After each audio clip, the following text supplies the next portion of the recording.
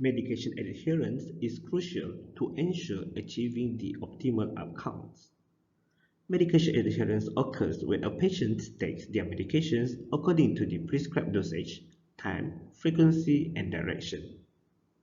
Non-adherence to the medication can cause misjudgment of the healthcare provider on non-responsive medication that shows suboptimal response, as well as can cause significant cost burden on the healthcare system.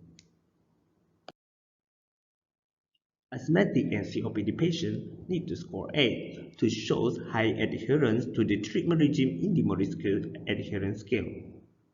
We as a pharmacist need to counsel and educate non-adherent patients on the importance of taking the medication as prescribed by the physician. The therapeutic approach for asthma and COPD is based on intracorticosteroids and bronchodilators that are administered by inhalers. The correct use of devices remains one of the main problems of the therapeutic effectiveness in such chronic diseases. It is important to assess patient use of device regularly in each of the visits to ensure the drugs can be delivered efficiently and give localized effect on the affected lung sites. Let's watch some videos to identify the most common mistakes done by the patients and another video how the exact way to handle the inhaler devices.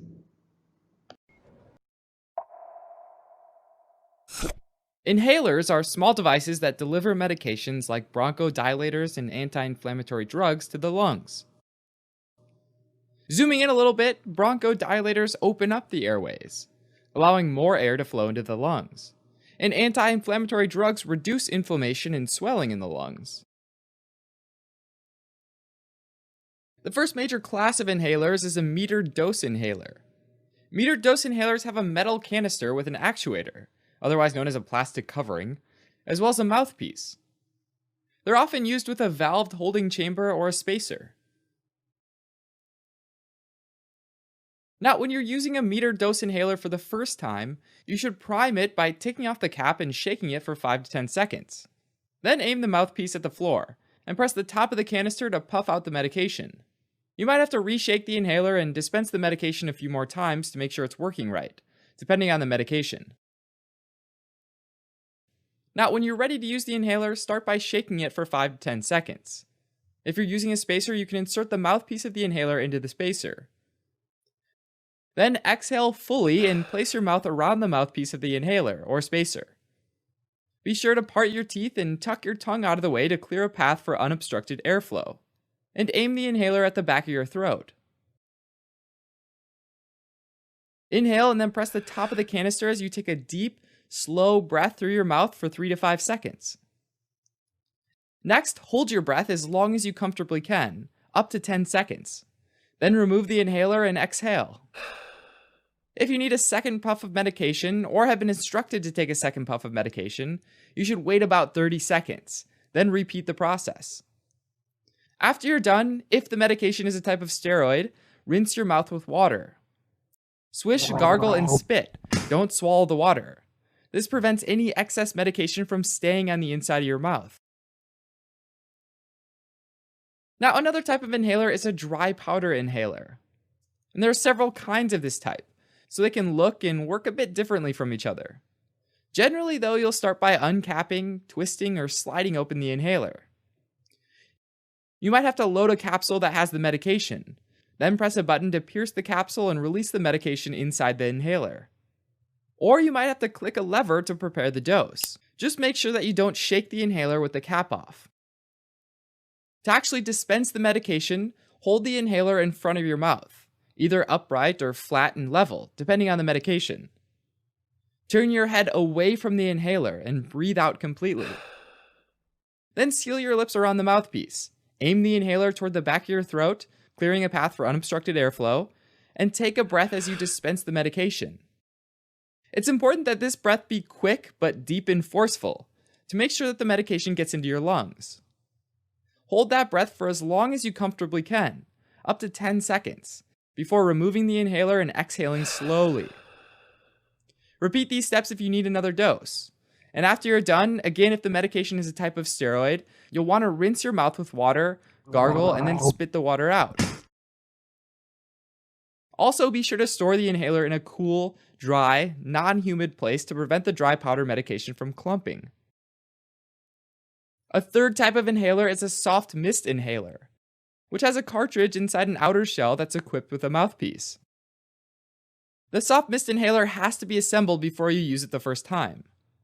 Start by separating the clear base from the rest of the inhaler by pressing the button located between these two parts. Then insert the cartridge, narrow side first, into the inhaler and press down on a firm surface until you hear a click, which means the two pieces are connected. Now reconnect the clear base. Next, it's time to prime the inhaler. To do this, hold the inhaler upright with the cap closed and turn the base to the right, in the direction of the arrow, until it clicks. Open the cap and point the mouthpiece toward the floor. Then press the dose release button to release the medication. Close the cap and repeat these steps until you see a fine mist. Once you see the mist, repeat these steps 3 more times. Depending on the medication, you might have to prime the inhaler whenever there are several days between uses. Once you're ready to use the inhaler, close the cap, turn the base again, and open the cap. Breathe out completely, then close your lips around the mouthpiece, making sure neither your fingers nor your lips cover the vents on the outside of the mouthpiece. Aim the inhaler toward the back of your throat and clear a path for unobstructed airflow. Then start taking a slow, deep breath and press the dose release button while you inhale for 3 to 4 seconds. Again, hold that breath for up to 10 seconds, or as long as you're comfortable, before removing the inhaler and exhaling slowly. Repeat these steps to take as many doses as instructed. Now, it's important to make sure that the inhaler you choose to use is appropriate for you. For example, if you're an older adult, you might prefer an inhaler that's easier to grip and has large markings that are easier to see. Or if you're not able to inhale quickly and forcefully, you might avoid dry powder inhalers. Alright, as a quick recap, the 3 main classes of inhalers are metered dose, dry powder, and fine mist. Consistent, proper inhaler technique is critical to making sure that your medication is delivered to your lungs. It's important to select an inhaler that's appropriate for you and to follow the instructions carefully. Like any new habit, proper technique also gets reinforced as you do it over and over.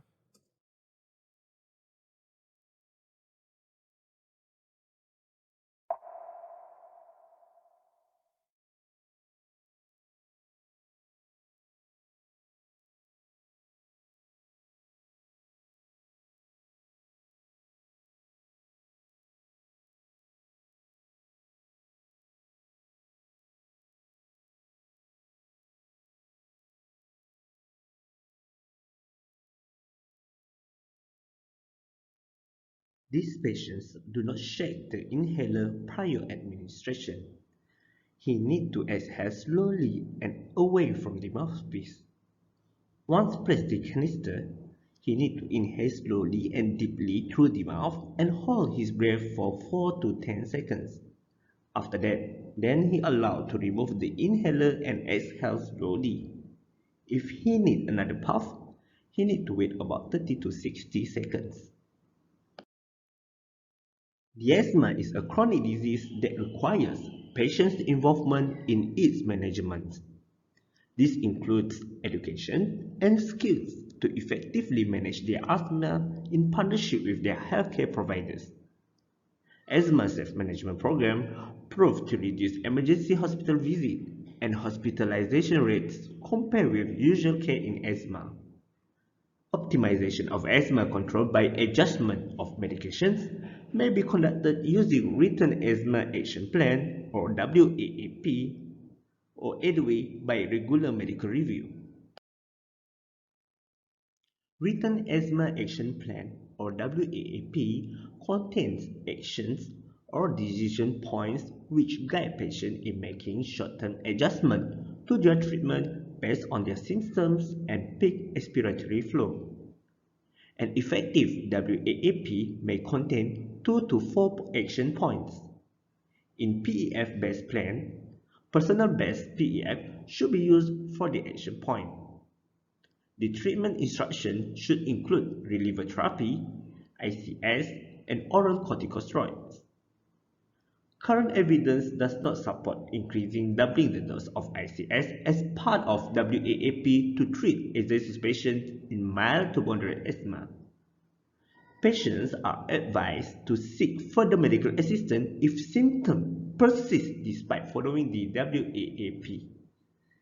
The attending physician may choose to increase the ICS dose upon review. Patients on combination of ICS and long-acting beta-2 agonists, such as budesonide formoterol or beclomethasone formoterol in a single inhaler, that can use as both maintenance and reliever therapy should continue their maintenance ICS LABA and increase their reliever ICS LABA as needed. Clear instruction on usage and maximum dose should be written in the WAAP. In asthmatic patients, smoking cessation improves lung function, asthma symptoms, and treatment outcome. It also significantly improves the asthma-specific quality of life score. Even in the COPD, patients can still benefit from quitting. In fact, smoking cessation is the only reliable treatment to slow the progression of COPD and help the patient maintain the lung function that have left. Stopping smoking can also help the patient avoid serious flare-ups of their conditions. Here is the 5-step for smoking cessation program for intervention, or also known as 5A. As a pharmacist, we need to ask and identify smokers among COPD and asthmatic patients. After that, it is our duty to advise and encourage them to quit smoking. We also need to assess them to determine the willingness to make a quit attempt.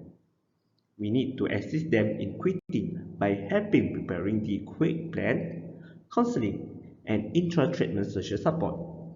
And we also can arrange them to smoking cessation clinic.